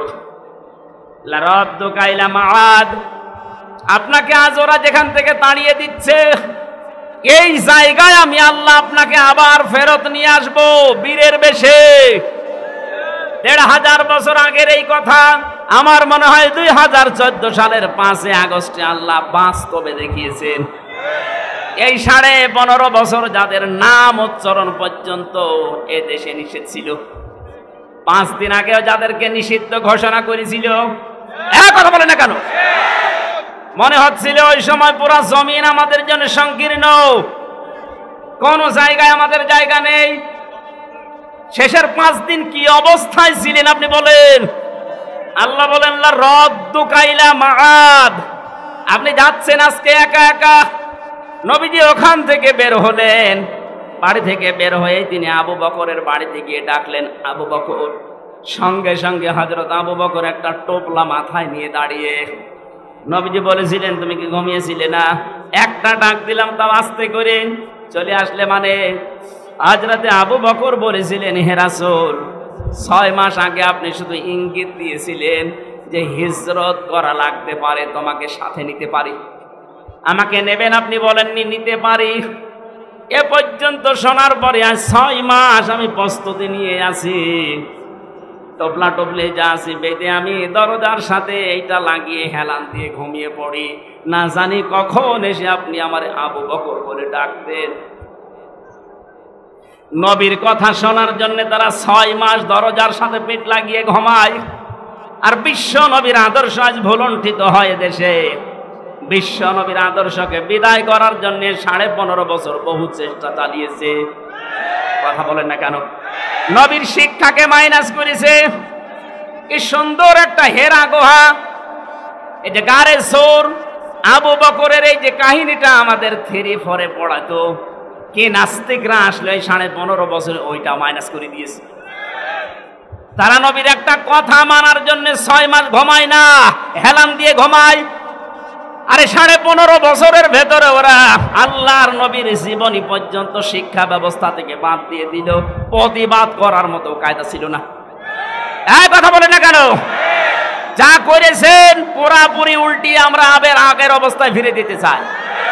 এই অবস্থায় থাকলে আগামী 10 বছরে দেশে নাস্তিক দিয়ে ভরে যাবে। ওরা যে সিস্টেম চালু করে গেছে, এই জন্য আমার মনে হয় বাংলাদেশে ইসলামপন্থী মানুষ এখন যারা আছে সবচেয়ে বেশি ঘৃণা করে এই নওফেলকে। এটা একটা টাটকা নির্ভেজাল শয়তান ছিল। নবীর আদর্শকে বাদ দিয়ে কি শ্রীকৃষ্ণ শ্রীরাম এদের জীবনে ঢুকিয়েছে। আপনি ঢোকান, শ্রীকৃষ্ণ শ্রীরাম নিষেধ করছে না। হিন্দু যারা আছে দেশে 4 ভাগ, তাদের শিক্ষা যেটা আছে তাদের ভেতরে দেন। আমরা 96 ভাগ মুসলমান, আমরা আদর্শ পড়তে চাই মুহাম্মদুর রাসূলুল্লাহ। কারো বাবার আদর্শ আমরা পড়তে চাই না। মানুষের জীবনী পড়ে আমাদের জীবন পরিবর্তন হবে না, হবে একজনের জীবনীতে, তার নাম মুহাম্মদুর রাসূলুল্লাহ। এর আগে যে মহিলা ছিল প্রজাপতি মহিলা, নাম দিয়েছিল প্রজাপতি মন্ত্রী। পররাষ্ট্রমন্ত্রীর দায়িত্বে যখন ছিল শুধু ঘুরে বেড়াতো, কোনো কাজ নেই। আজকে শুনলাম আরো 5 দিন রিমান্ডে। ডিম দেওয়া দরকার এই সমস্ত মানুষ। এগুলো মানুষ নামে কলঙ্ক। আমাদের একেবারে মাথা ভেঙে দিয়েছে, জাতির শিক্ষা ব্যবস্থা পুরো ধ্বংস করে ফেলেছে। আহ্বান জানাবো ধর্ম মন্ত্রণালয়ের যিনি দায়িত্বে আছেন উপদেষ্টা হিসাবে, ডক্টর আফাম খালিদ স্যার, খুব তাড়াতাড়ি আমাদের আগের অবস্থাগুলো, আমাদের নবীর জীবনীকে আবার সন্নিবেশিত করা হোক। আমাদের জীবন অবশ্যই এই রবিউল আউয়াল মাসের দাবি, এটা আমাদের জীবন পাল্টাবে। কারণ নবীজির জীবনী দেখে দেখে যদি সাহাবায়ে কেরাম নিজের ধর্ম ছেড়ে দিতে পারে, নবীর আদর্শ পড়লে আমাদের জীবন পাতা পাল্টাবে না? বলেন, আমরা আশা করছি পাল্টাবে। বিশ্বনবী তাকে নিয়ে চলে গেলেন গারে সৌর, যেটা বলা হয়। আমি নিজে উঠেছি, 3.5 ঘন্টা লেগেছে আমার মতো যুবক মানুষের। তাও তো ওই সময় আমার বয়স ছিল 30। 3.5 ঘন্টা ওই জায়গায় উঠে দেখলাম আল্লাহর নবী যেখানে বসেছিলেন, ঘুমিয়েছিলেন একটু আবু বকরের উপরে মাথা দিয়ে। ওরা যেখানে আক্রমণ করার জন্য ওই জায়গা পর্যন্ত গিয়েছিল, প্রত্যেকটা জায়গায় নবীজিকে আল্লাহ নিজে দায়িত্ব নিয়ে বাঁচিয়েছেন। সাপে কামড় দিয়েছিল আবু বকরকে, নবীজির থুথু মোবারকের কারণে আল্লাহ ব্যথা নিরাময় করে দিয়েছেন। মাকড়সা এবং কবুতর এসে জাল বনিয়ে ডিম পাড়া অবস্থায় নবীজির জীবনকে রক্ষা করেছে। মাকড়সার জালের নিচ দিয়ে যখন এই শত্রুদেরকে দেখা যাচ্ছিল, বিশ্বনবী ওই দিন নিজের সাথী আবু বকরকে বলেছিলেন, লা তাহজান ইন্নাল্লাহা মা'ানা। হে আমার সাথী, পাহাড়ের সাথী, ভয় পাবেন না, আমরা দুইজন না। ওরা যদিও অনেক মানুষের পা আমরা দেখতে পাচ্ছি, আমরা দুইজন না, আমাদের সাথে মহান আল্লাহ আছেন। বিপদের এই কঠিন মুহূর্তে নবীজির এই কথাকে শোনার পরে আল্লাহ এত বেশি খুশি হয়েছিলেন, তাদেরকে ধোঁকা দিয়ে বোকা বানিয়ে ওখান থেকে আল্লাহ সব ফেরত পাঠিয়েছেন। কষ্ট করে করে নবীজি ওখান থেকে মদিনায় যাচ্ছিলেন, কিন্তু 5 ছেঁচাড় দিতে দিতে যায় দেখে হযরত আবু বকর। তিনি ডাক দিয়ে বললেন, আবু বকর, পায়ে কি ব্যথা? সাপে কামড় দিয়েছিল, এই জন্য কি পায়ে ব্যথা পেয়েছো? পায়ে আমার ছেঁচড় দাও কেন? হযরত আবু বকর বলে, ইয়া রাসূলুল্লাহ, সাপে কাটার যন্ত্রণা তো ওই সময় শেষ হয়ে গেছে, কিন্তু আপনি যখন সামনে দিয়ে হেঁটে যাচ্ছিলেন, পেছনে আমি যখন হেঁটে হেঁটে যাই, দেখলাম আপনার পায়ের ছাপ মাটিতে, এই বালি মাটিতে পড়তে পড়তে যাচ্ছে পাহাড়ি এলাকায়। আমি আবুল হাবকে চিনি, অত আবুল হাকাম মানুষের পায়ের চিহ্ন পর্যন্ত দেখে বলে দিতে পারে এটা কার ছেলে, কখন হেঁটে গেছে। ও যদি কিছুক্ষণ পরে সকালবেলা এই রাস্তা দিয়ে যেতে যেতে দেখে যে আমরা হেঁটে গেছি, আমাদের ধরে ফেলবে। এই জন্য পা ছেঁচড় দেয় যেন আপনার পায়ের দাগগুলো মুছতে মুছতে যায়। গেলেন মদিনাতে, 10টা বছর অবস্থান করলেন। আজকে তিনি আর সাধারণ মানুষ নেই, যাওয়ার সময় নিয়ে গিয়েছেন কয়জন? আরো জোরে বলেন বলেন। এবার আসার সময় আসতেছেন 10,000 সাহাবী নিয়ে, প্রত্যেকের হাতে তরবারি। আমার তো মনে হচ্ছে 5 তারিখে, এর আগে যে 5 দিন আগে মাত্র 1 তারিখে নিষিদ্ধ ঘোষণা করেছিল, 5 তারিখে 5 দিনে এই দেশে 100 জনের 58 জন মানুষ ইসলামপন্থী হয়ে গেছে। কয়েকদিন আগের জরিপ বলছি, এদেশে 100 জনের 58 জন মানুষ এখন চাচ্ছে যে দেশটা ইসলাম দিয়ে চলুক। আপনি যেতে দেন এভাবে কয়েকদিন, দেখবেন এদেশে 100 জনের 100 জন মানুষই বলবে যে আমরা ইসলাম দিয়ে দেশ চালাতে চাই। তারা ইসলাম দিয়ে চললে টাকা পাচার হবে না, বেগম পাড়া হবে না। হ্যাঁ, কথা বলেন না কেন? কেউ খেয়ে থাকবে, কেউ নেই খেয়ে থাকবে না। ইসলাম আসলে সবাই সমান। নিজের দায়িত্ব নিয়ে যাকাতের টাকাগুলো গরিবের বাড়িতে আপনি দিয়ে আসবেন। যাকাত নেওয়ার জন্য মানুষ দলে দলে পালে পালে আপনার বাড়িতে এসে পিষে মরবে না। নিজের দায়িত্ব থেকে আপনি নিজে দিয়ে আসবেন। অনেকে মনে মনে করে যে ইসলাম যদি এসে যায় তখন আমি যে লাল পানি খাই, আমি যে একটু ডাল খাই, আমি যে একটু বাবা খাই, আমি যে আকিস বিড়ি খাই, আসিস বিড়ি খাই, কি হবে? এগুলো কি হবে? শোনেন, ইসলাম যদি সত্যি এদেশে কায়েম হয়ে যায়, এই যে মেয়র সাহেব যদি এখন বিড়ি খাই কি আমি জানি না, খায় আকিস বিড়ি বা আসিস বিড়ি যাই খায়, মসজিদের ভেতরে যদি প্রবেশ করে, পুরা মসজিদটা আল্লাহর রহমত দিয়ে ছায়া দেওয়া। এই জন্য মসজিদে উনি প্রবেশ করলেই বলে আল্লাহুম্মা আফতাহলি আবওয়াবা রহমাতিক, হে আল্লাহ তোমার রহমতের দরজা সব আমার জন্য খুলে দাও। একথা বলে না? একথা বলেন না কেন? তার মানে মসজিদ হচ্ছে রহমতের জায়গা। পৃথিবীতে কেউ যদি আল্লাহর রহমত পেতে চায়, দয়া চায়, তাহলে তার মসজিদে যাওয়াই লাগবে, মাস্ট বি। রহমতের জায়গা মসজিদ ছাড়া দুনিয়ায় নেই। কিন্তু কোন মানুষ যদি পৃথিবীতে গজব চায়, জেনা ব্যভিচার যেখানে হয়, যেখানে মানবতা লুণ্ঠন হয়, মানুষের অধিকার নষ্ট করা হয়, ওই জায়গায় যেন সে যায়। আমার মনে হয় যারা মানবতাকে ধ্বংস করার জন্যে, ইসলামকে বিদায় করার জন্য যারা সলা পরামর্শ করেছিল, যে সমস্ত বাড়িতে বসে বসে, যে সমস্ত ঘরে বসে বসে আপনি তাকান তাদের দিকে, ওই মানুষগুলোর জায়গা, বাড়ি, ঘর এখন সব অভিশপ্ত হয়ে গেছে। এই কথা বোঝার চেষ্টা করেন। আমি তো আমার কুষ্টিয়ার কথা বলছি। আলেমদের বিরুদ্ধে সবচাইতে বেশি জঘন্যতম শত্রু হিসাবে কাজ করেছিল যারা, আমি নাম নিয়েই বলছি, এই হানিফ আর ইনু। 5 তারিখের বিকাল আসতে দেরি, ওদের বাড়ির ইট পর্যন্ত মানুষ খুলে নিয়ে চলে গেছে। কারণ কি? ওটা গজবের জায়গা। ওখানে বসে বসে আলেমদের বিরুদ্ধে, ইসলামের বিরুদ্ধে ওরা সলা পরামর্শ করত। আল্লাহর নবী মুহাম্মদুর রাসূলুল্লাহ সাল্লাল্লাহু আলাইহি ওয়াসাল্লাম, আজকে তিনি আর একা আসতেছেন না, সাথে আছে 10,000 এবং প্রত্যেকের হাতে খোলা তরবারি। কাবা শরীফ পাওয়ার কিছু দূর আগে নবীজি তাঁবু টাঙালেন রাতের বেলা।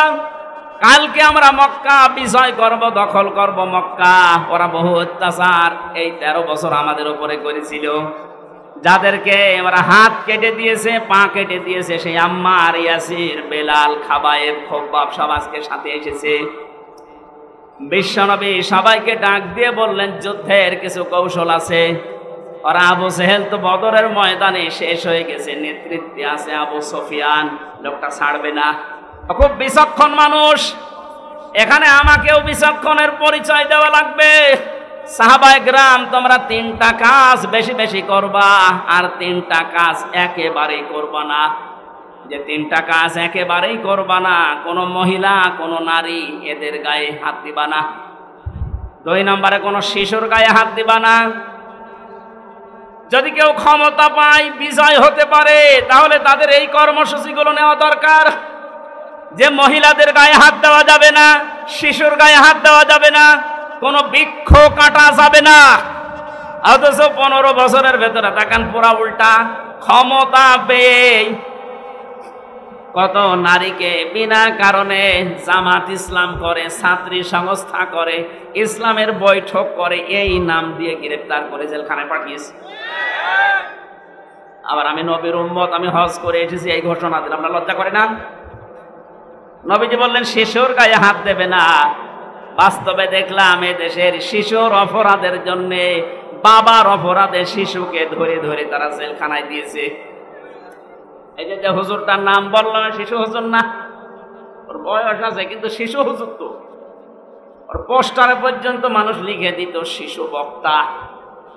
শিশুকেও আপনি ছাড় দিলেন না। এই আপনার ক্ষমতা পাওয়ার কারসাজি।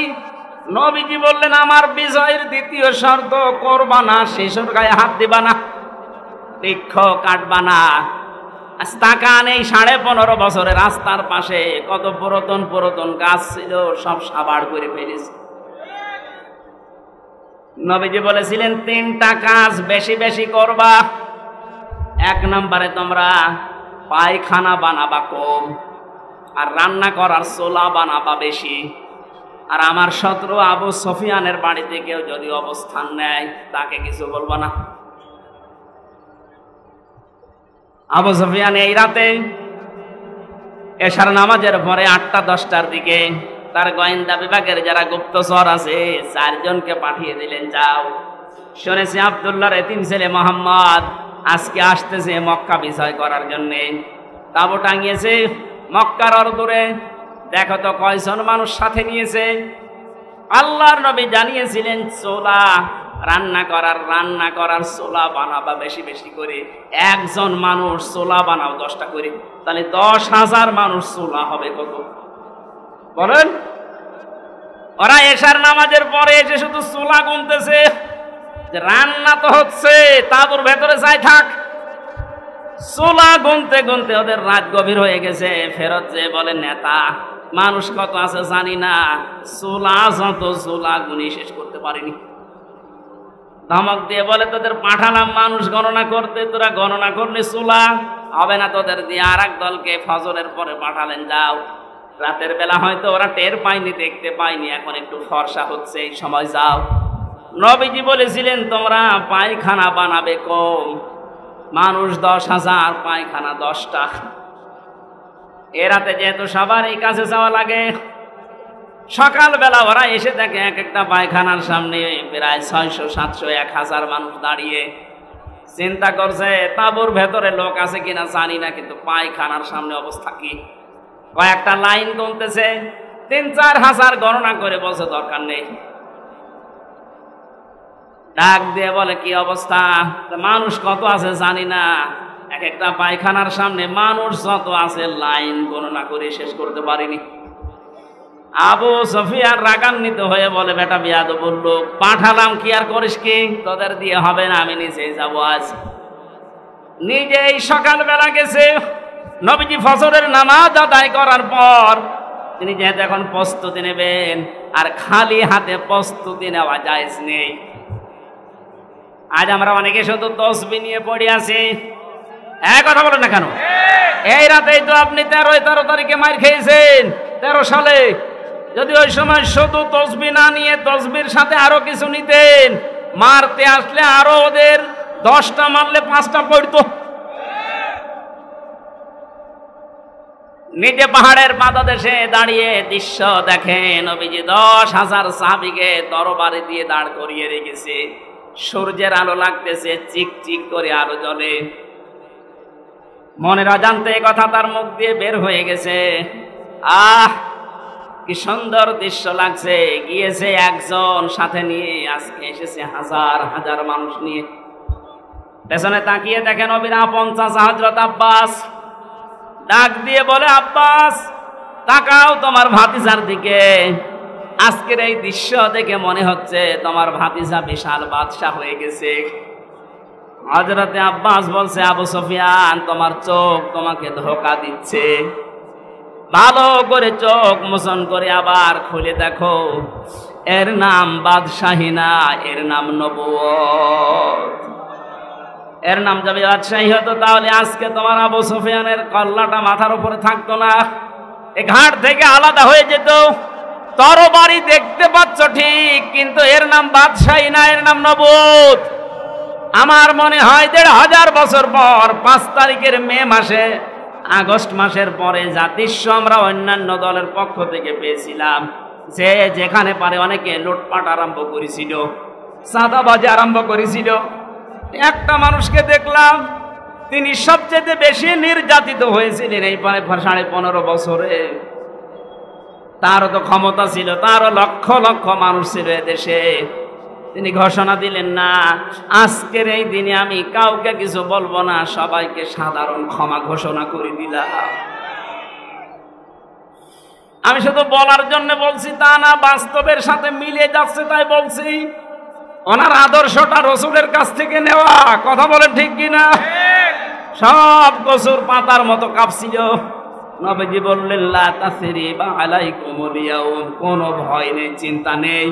আমার ভাই ইউসুফ যেভাবে মাফ করে দিয়েছিল, আজকে তোমাদের প্রতি আমার কোনো ক্ষোভ নেই, অনুরাগ নেই। সব আমি আল্লাহর জন্য তোমাদেরকে মাফ করে দিলাম। আজকে এই দৃশ্যটা আরম্ভ হয়ে যায় আগস্টের 5 তারিখ থেকে। এই জন্য 1 মাস আর 16 দিনে এদেশের 35 জন মানুষ চাইতো ইসলাম কায়েম হোক। গত 10 দিনের রিপোর্ট, এদেশে এখন 100 জনের 58 জন মানুষ চাচ্ছে ইসলাম এদেশে চলে আসুক। শুধুমাত্র এই উদারতার কারণে আল্লাহ জানিয়েছিলেন, নবী আপনাকে আমি দিচ্ছি ঠিক, আবু বকরকে সাথে নিয়ে যান, ফেরত আসবেন, আমি গ্যারান্টি দিলাম। একা একা না, আপনি বিজয়ী বেশে ফেরত আসবেন। আল্লাহ পাক নবীর রেসালাতের রবিউল আউয়াল মাসে তার চরিত্র থেকে যে কথাগুলো আমরা শুনেছি বাস্তবে যেহেতু মিলে যাচ্ছে অনেকের জীবনের সাথে, বাকিটা তিনি কোরআন দিয়ে পুরা আরব জাহান চালিয়েছেন, ওইটাও আমরা পুরা বাংলাদেশকে দেখতে চাই। বলেন আমিন। প্রচন্ড গরম এবং 4:30 পার হয়ে গেছে, এখন আজান হচ্ছে চারিদিকে, এখনই নামাজ হবে। গরমে আমি আর কথা বলতে পারছি না। রাতের বেলা আজকে একটা মাহফিল আছে, কোথায় যাবেন?